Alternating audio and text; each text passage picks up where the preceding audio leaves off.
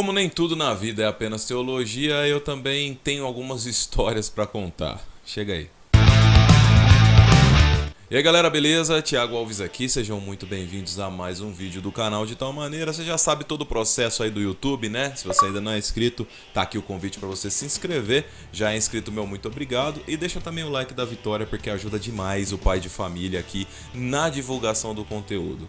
Cara, eu decidi pegar a câmera, gravar e falar sobre uma experiência vivida por mim mesmo no Evangelho, cara. Muito se fala sobre a glossolalia, né? Ou glossolalia, ou falar em línguas, essa parada toda.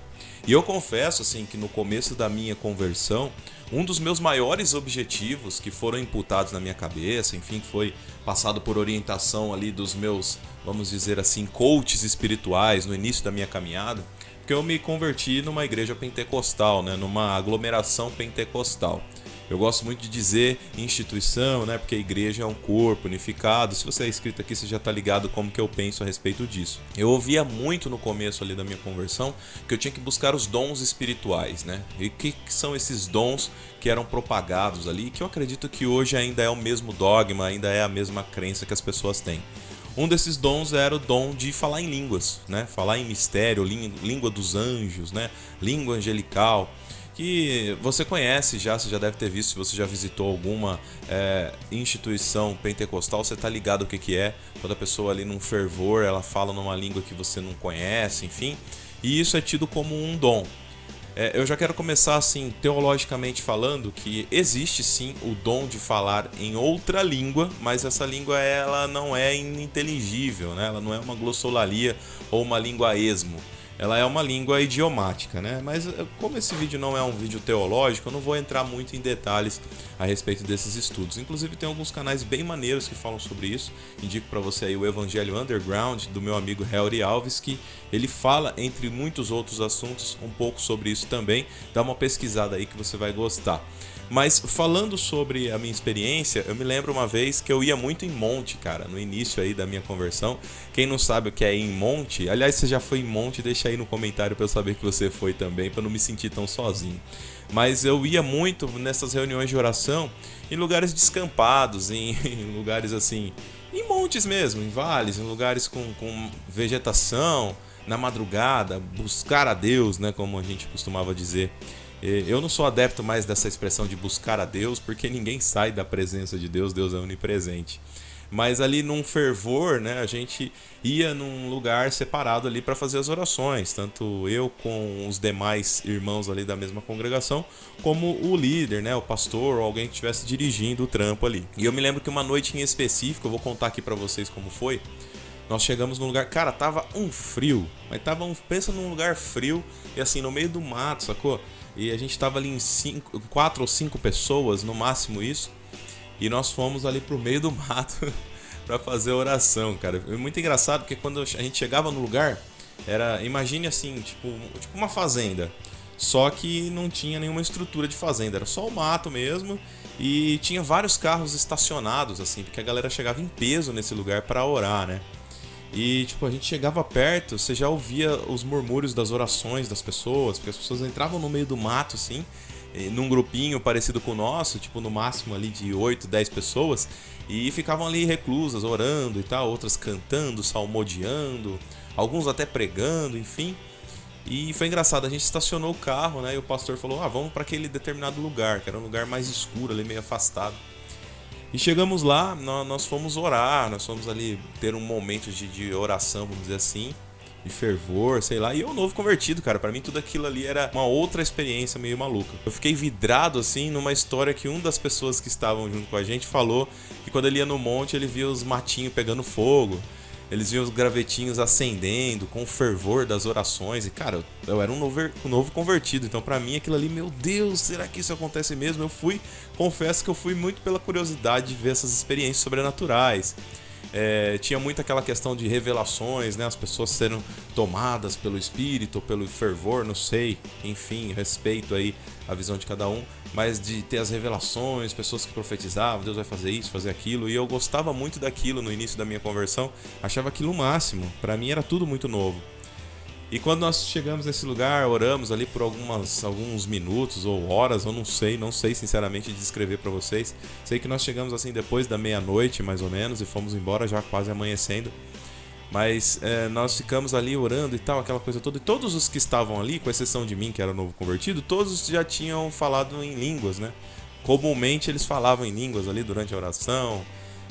Um rodopiava, outro fazia aviãozinho, enfim, a galera era diferente ali. Pra mim, na minha visão, coloque-se nos meus sapatos, como um novo convertido que nunca tinha visto aquilo, que tinha vindo de uma família católica não praticante, que pra mim o espiritual era uma terra que eu não conhecia. Pra mim era muito incrível. E eu me lembro que durante aquelas orações e tal, aí eu sempre tive, eu falo pra vocês desde o início da minha conversão, sempre tive uma facilidade, vamos dizer assim, com a oratória, de falar, de me comunicar. E eu tava ali fazendo uma oração, que o pastor pediu pra eu fazer uma oração e tal, e não sei o quê.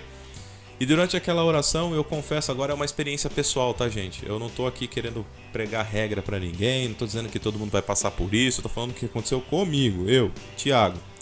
Durante essa oração ali, eu confesso que eu senti um calor intenso, mas não em calor físico. É como se você estivesse sendo afagado ou abraçado, sabe? Quando você sente o calor de um abraço de alguém.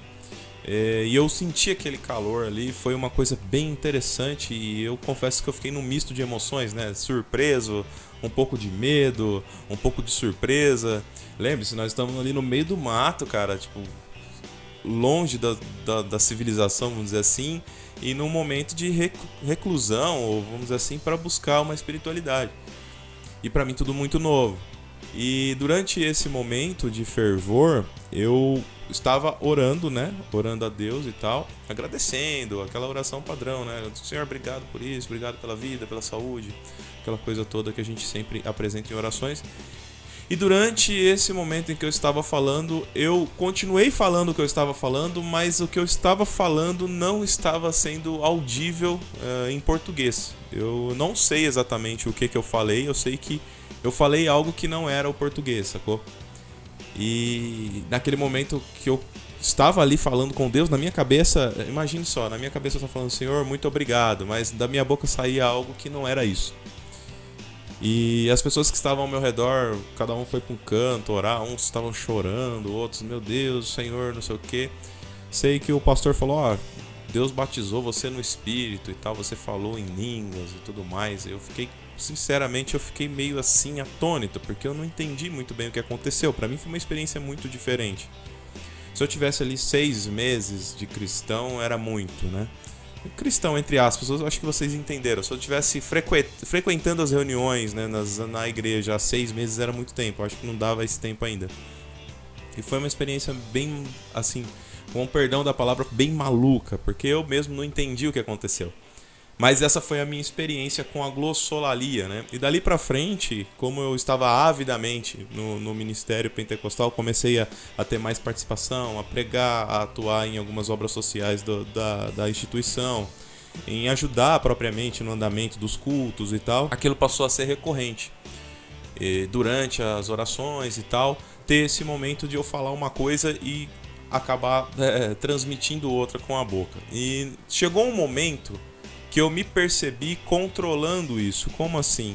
Não vou dizer controlando, acho que é uma expressão esquisita. Mas chegou um momento em que eu estava usando aquilo, né? Que eu meio que gravei as coisas que eu falava e comecei a falar voluntariamente, né? No momento ali de entonação, da pregação, para emocionar as pessoas, eu me vi fazendo isso. Então, assim, me vem muito à memória aquela passagem que fala, olha, vocês começaram no espírito e terminaram na carne, né? Você lembra dessa passagem aí? E eu acredito que eu vivi essa experiência. E, obviamente, que com o passar do tempo, hoje já muito mais maduro, lá 12 anos, sei lá, 10, 12 anos depois, eu me vejo pensando nisso e vendo que realmente foi uma fase que me faltava a maturidade e o entendimento. Agora, se você pedir para eu explicar o que aconteceu na primeira vez que eu tive essa experiência, eu, sinceramente, não sei te explicar. Biblicamente, teologicamente, como disse, o dom existe, mas o dom é idiomático. Por exemplo, estamos nós dois aqui orando. Eu sou brasileiro, você é americano e tem uma outra terceira pessoa que é, sei lá, espanhol. Aí, de repente, essa pessoa que é da Espanha começa a orar e Deus, de alguma forma, usa ele para falar numa língua em que nós dois, que somos de nacionalidades diferentes, entendemos o que ele está falando. Foi isso que aconteceu lá em Atos 2. Se você analisar o contexto e texto, você vai ver que o dom era idiomático. Mas que ele existe, ele existe.